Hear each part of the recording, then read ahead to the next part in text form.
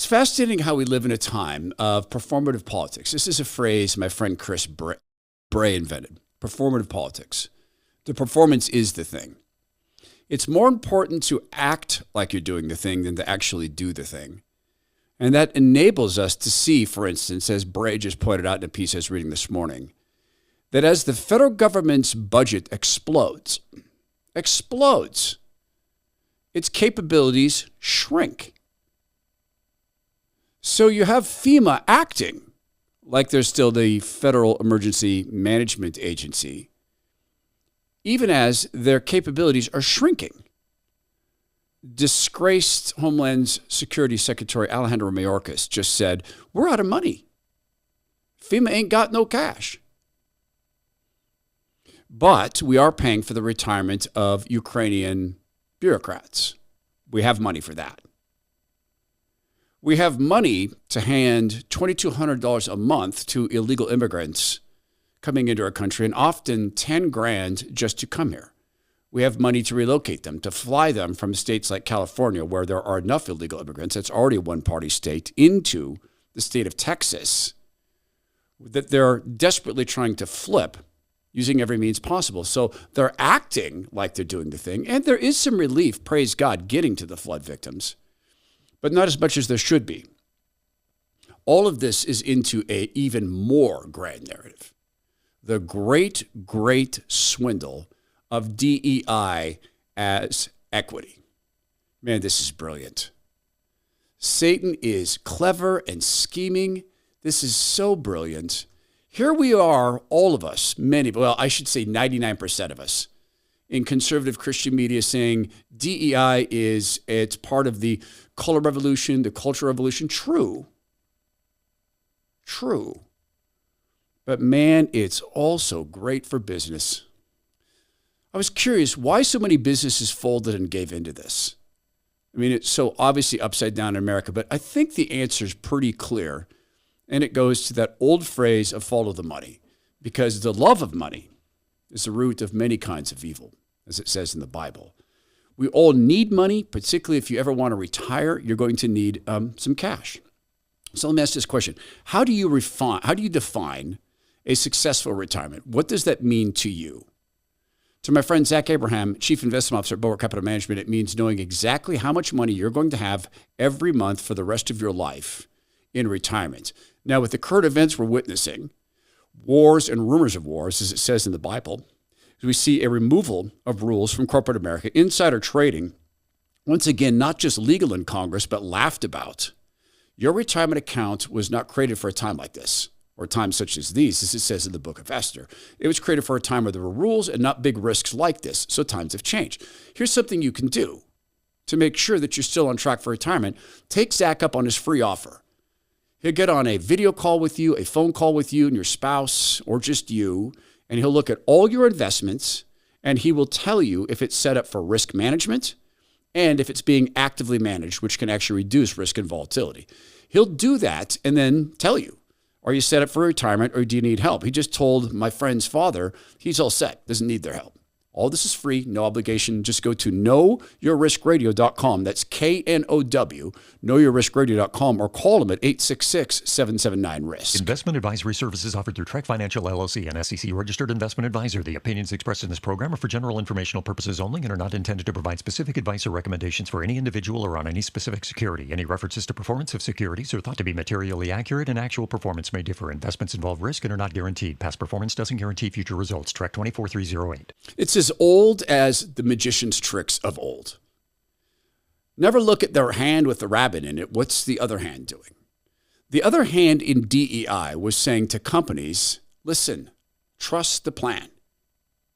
Back us with this DEI. Help us, the Democrat Party, get a whole bunch of new voters. Help us make the case that we're the only ones who care about the BIPOCs, such a ridiculously dismissive phrase for human beings. Let us invent an entire new so-called sub-race of human beings, completely dependent upon medicine, you might say, for their existence. Help us do that, and we're going to help you lower employment costs like you have never imagined. We're going to use DEI to flood cities with new immigrants. Many of them here in a slightly legal, only through diktat process, flown over the border, Custom Border Patrol Lab.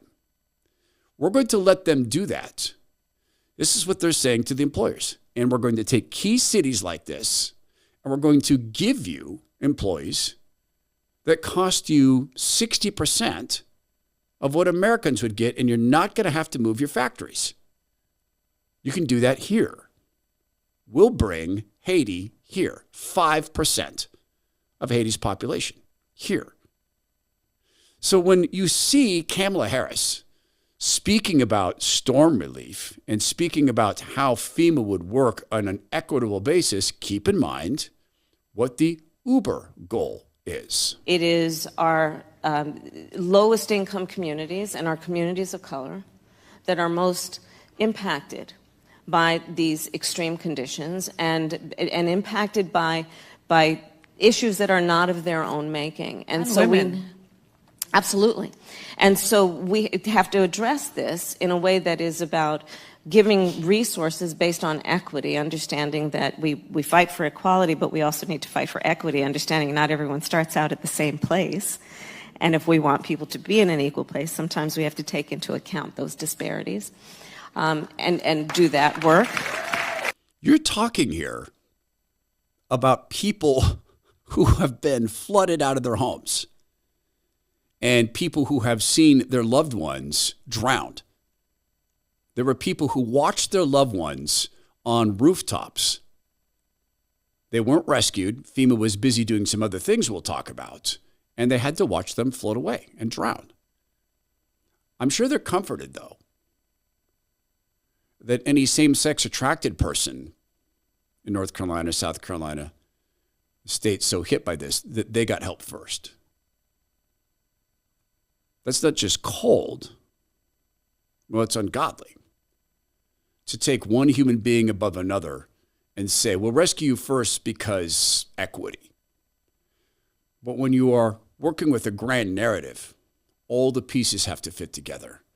And when the grand narrative is, we are doing this all for compassion and all for good, when the behind the scenes reality is there's a whole bunch of money changing hands, you see things like this. America First Legal looked into what the people who run Joe Biden have done to the federal emergency management system. And they've taken things like emergency food and shelter programs, and they've included paragraphs like this. This is straight from their website. The program may also receive funding to award to the National Board for Distribution to local social service organizations that provide humanitarian relief to families and individuals encountered by the Department of Homeland Security. Oh, that means people at airports encountered by the Department of Homeland Security. It doesn't. It means illegal immigrants. This is a distraction from the core mission of FEMA, but remember, it's more important that they act like they're doing their thing than actually doing the thing. Because what they're really doing is supporting the great big money shift of the newcomers. We can't hate them. We're to love them. They are, in fact, our neighbors. We can hate what they're doing to America. So they looked into the money. And you see programs like $1 billion FEMA gave to cities and organizations within cities to relocate illegal immigrants. $38 million to New York, $21 million to Pima County, Arizona. There's a separate thing that's been set up. $685 million in that emergency food and shelter program, this going to illegal immigrants. All of it wrapped up in equity. I'm sure this makes the people who are flood victims feel really, really solid. We wouldn't want this to be an unfair approach. The doing of the thing versus the appearing to do the thing sometimes happens by way of authorities simply panicked at a moment of great, great stress. And maybe that's the case here. A gentleman who knows exactly what he's doing, flying helicopter relief, was helping people using his helicopter. He and his son were helping people when a local authority became disturbed by these activities. The cries for help from people stranded without food, water, or electricity hit social media soon after the flooding last Friday. But my parents are stuck there. Their address is Banner Elk. They are in the first condo. If you receive this, please give me a call back. Thank you. Sidham's phone started lighting up on Saturday with people begging for help. I mean, I could hear the desperation in her voice. This is multiple phone calls I've received like this, voicemails, text messages, and you could hear people desperate for help. Sidham and his son rescued 4 people on Saturday and spent the night in a nearby pilot's lounge, then decided to fly again Sunday morning. I spoke with my son, which is my co-pilot. I said, hey, do you want to go back out and try to help today? And his response was, there's so many messages, I don't think we can't not go help. Sidham and his son were headed up to Black Mountain. Flight tracking shows no flight restrictions in place Saturday or Sunday morning when Sidham flew through the Lake Lure Gap. But that was all about to change. The Sidhams spotted an older couple waving for help, then landed in what's left of their driveway. Hey, I want you to let me get in. You step out and go out, help her in, put her bag in the back, get her strapped in. I'm going to take her down, come back. I'll take him, I'll come back, and then I'll get you, okay?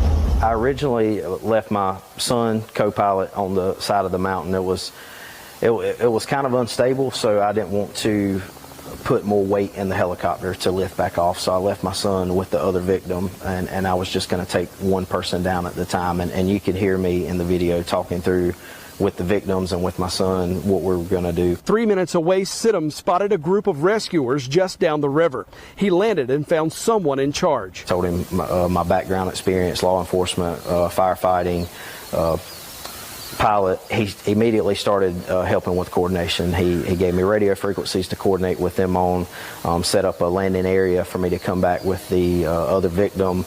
And in the middle of the whole conversation and then blocking the road off, I was greeted by the, at that time I didn't know, but Lake Lure fire chief or assistant chief maybe, and he shut down the whole operation.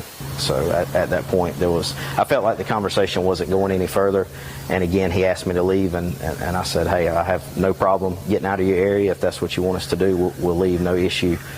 Sidham and his nearly 1,400 flight hours turned his chopper around and headed back to South Carolina, passing people waving for help along the way. As I was actually leaving to go back to get my son, the original chief or captain that I spoke to, his crew and himself, they came back over and said, hey man, we can't tell you to go get the victim. We can't even ask you to go get the victim, but we can tell you if you come back with the victim, we'll have you a designated landing spot, and they won't. We'll make sure they don't come over here. So there was no flight restriction when you went in? No flight restriction when I went in. It went in place 20 or 30 minutes after the confrontation with Mr.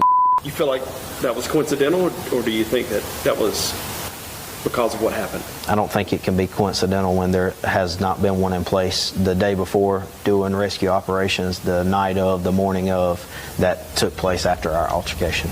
I think there would have never been a TFR put in place had we not had that conversation. If I had to do it over again, I would have stopped and I would have rescued as many people until they decided they were going to arrest me. Praise God for men like this. Sometimes authority so they can be authorities. No, just think through that. Sometimes authority so they can be authorities. Sometimes boss so they can be bosses. Sometimes the human instinct to be in charge rather than looking at the distributed gifts that God gave us. There's that trite phrase from Sunday school, we are the hands and feet of Jesus. Well, we are. That man was given a gift that someone else, for the sake of whatever, I think it's authority for the act of authoritating, decided to stop. It's a sin issue. It's one that some people suffer from, and it's so funny that they find their way up into governance, where pretending to do the thing has suddenly become more important than doing the thing.